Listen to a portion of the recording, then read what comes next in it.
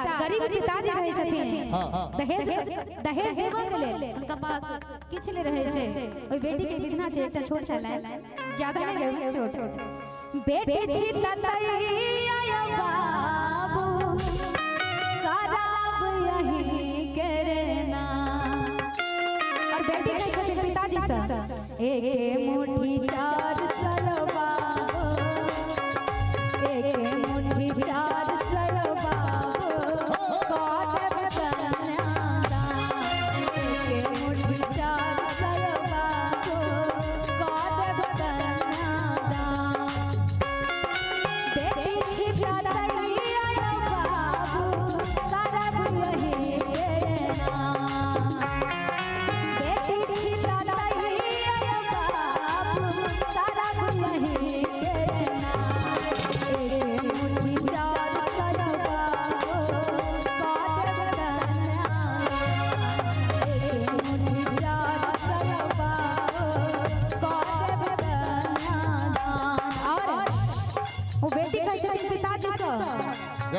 भगवान के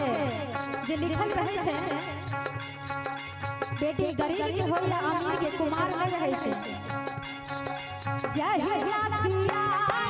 बाबू सैयला भगवान जय सिया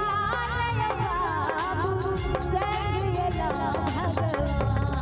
दहिना हमरो रलवा